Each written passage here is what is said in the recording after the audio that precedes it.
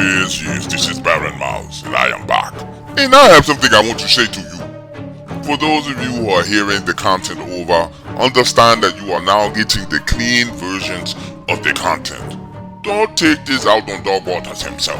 If you are angry with someone, you should be angry with the censorship here at YouTube. They are the ones who are controlling language, as if human beings do not use foul language, as if their very advertisers do not curse themselves.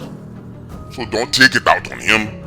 Enjoy the content, as we adapt and change according to what is going on. Yes. If you want to do something, then you should stand up for your First Amendment rights. If not, trust me, you won't be able to say anything soon. And for those of you who still want to complain, remember there is always imdogwaters.com where you can go hear other content that has never been here on YouTube. So, either head over to imdogwaters.com, listen to the clean versions of the content until the new ones come, or go and contact your own congressman and tell them to tell these companies to stop this. Yes. You have plenty of options in front of you. In the worst case scenario, you can always come here and make a deal with me. Yes. It may cost you something. It may cost you an arm, a leg, a eyeball. But yes, I will give you free access, but you will have to offer something up to me. Yes.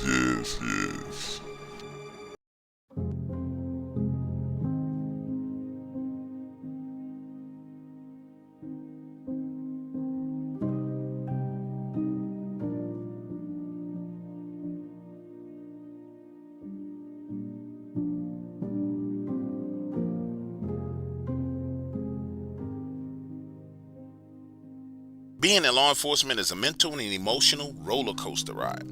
And had someone explained to me how much of a thankless job this was up front, I probably never ever would have joined the police force. That's how I was feeling before these events, overwhelmed, underappreciated, and depressed. Then when this happened, it put everything in perspective for me. Like I said, I was feeling stressed out, overwhelmed. So on my day off, I decided to go hiking. I wanted to get away from everything and everyone. No TV, no news, no people, no nothing. Just me and nature. And to put everything in context for you, I was going through this while there were riots all across the country, people throwing bottles and hitting police with sticks. It was insane. I'm out walking along this trail, fresh air filling my lungs, and I feel absolutely amazing. The trail is a total of 6 miles round trip. I have a clear path in front of me walking uphill. That's when I see this red mass cross the trail about 60 yards ahead of me. It moves right to left across this trail, a span of about 30 yards in one springy, bouncy step. Imagine a scene. I stop standing there saying to myself, what the was that? So I give it some time to see if whatever it was going to cross back over the trail. But nothing. That's when I start to get this gut feeling. And for me, being in law enforcement, I follow my gut feelings. If something's not right, everything inside of me rings an alarm bell. That alarm bell starts going off. And I say to myself, something's wrong. I'm not feeling good about the situation. So I'm just going to turn around and leave. But it was when I decided to turn my back, headed in the other direction, that shit went absolutely crazy, because I can hear something charging through the woods on my right hand side, and it sounds big, so big that it scared me enough to turn around and draw my weapon. Then it completely stops. I'm standing there scanning the wood line, trying to see exactly what it is, but the brush is so thick I can't see anything. Listen, in my mind, based on the color, I'm thinking it's a giant mountain lion. So I start working my way towards it, knowing that most animals in the wood, when humans come towards them, they run. So I start to take steps forward, and I can hear this thing in the woods clearly moving back away from me. Then I start taking steps away from it, and it starts closing in on me. This dance goes on for 3 times. When I decide, you know what, this is over, I'm leaving, I'm going to back all the way back up the trail until I get to the car. So now I'm backing away, and I moved about a solid 100 yards from that spot. It's still shadowing me, and I start to hear these footsteps coming up behind me. Not like something paranormal or Bigfoot, but a person. And this guy comes running past me. Understand, I am backing away with my weapon drawn. He runs past me, sees the weapon, stops, throws his hands up and says, "Whoa, whoa, whoa, I'm just out for a jog. I'm out for a jog." And I'm trying to tell this man, hey, there is something up this trail. You need to back up and come with me. But he has those stupid Apple earpods on. I'm telling him, take off the earpods and listen to me. And this man tells me that he runs the trail every day and has never experienced anything. Puts the earpods back in and takes off running. Now let me recant this whole thing to you again just in case I left something out. He runs up on me, he sees my weapon drawn, freaks out. I tell him not to run up the trail. Oh, and by the way, I did identify myself as law enforcement, had my badge on my hip under my shirt, showed it to him, and he decides to run in that direction anyway. That man runs a solid 45 more yards, and then we hear this growl. I know he heard it because he reacted like he heard the growl. His whole body literally left the ground, jumping up into the air mid-stride, looking to the left where this thing was earlier. Now understand, the most logical thing for him to do would have been to turn and run back in the direction of the gun that he just saw.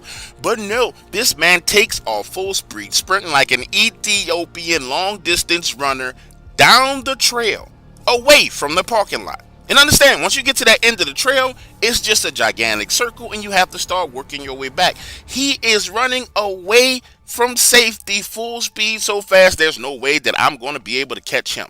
And you hear this thing tearing off through the woods in his direction. So imagine the scene. I'm standing there looking at this, thinking to myself, what the do I do? So I take out my cell phone, dial 911, identify myself as an officer, tell them where I am, and tell them I need to speak to a park ranger. The 911 operator transfers me over to the park rangers. I tell them exactly what the hell is going on, and they tell me to meet them there in the parking lot. So now I am jogging back to the parking lot. When I get there, I wait a solid 10 minutes, and up pulls these park rangers with a truck and two four-wheelers on the back of a trailer. I identify myself as a cop, explain to them everything that's going on, tell them that this man took off running down this trail. They pull those four-wheelers off and begin to head down the trail. Now, I offered to hop on a four-wheeler with them to go look for the dude, and they tell me, no, stay right here just in case he returns. They leave. They're gone, right? A few minutes later, another park ranger pulls up to close down the trail, tells me I need to leave. This guy doesn't know that I'm the person who called, nor does he know that I'm law enforcement. I explain all of that to him and tell him, hey, the other rangers told me to stay here and wait. He says, listen, you don't need to wait. You can go ahead and leave. But I insist on staying because I know there's nothing he can do to make me leave. Get this. A solid 30 minutes pass. They come back up that trail to the parking lot with this guy on the back of the four-wheeler, and he looks like he's been through holy hell. His hands are scarred up, scratched up, and bleeding. His knees and inner thighs are dripping blood, and the poor dude is mumbling and talking incoherently about it was trying to kill him. It was trying to kill him. Listen to me, this man is scratched up. His wounds are literally dripping blood all over the place. So much so that they call an ambulance. When the ambulance gets there, he's still talking incoherently about the giant red wolf that walked on two legs, and that the only way he escaped it was climbing up the side of a rock face, and he's saying it was trying to eat me, it was going to kill me. Now they put that man in the ambulance and take him away, and the very first park ranger that I was talking to comes over to talk to me, and I tell him, hey man, I saw what this guy saw. What was it? This man looks me square in my eyes and says, listen, you don't even want to know what that was. I'm going to ask you to go ahead and leave. We're getting ready to close down all of the trails in this area, and they probably won't open back up for another month. So I head home with all of this on my mind. Take off my clothes, get into the shower. I'm standing there thinking to myself, you know what? You could have left that man right there, never called 911, ran to your car, got in and left, and he probably would have died. But no, instead, you decided to intervene and make sure that he was okay. Understand, from everything I've heard about Dogman, it clearly was some type of dogman that chased him up that trail. And even though it was absolutely frightening and terrifying to encounter something like that, I came to a realization. I really had a mental breakthrough. Screw the people who had negative things to say about the police, about how I did my job. I was here to protect good people from evil and bad people. And evil does exist in this world. And that was an example of it. Listen, after going through that, I jumped off the emotional roller coaster and haven't been back on it since. Because protecting and serving is not just my job, it's who I am.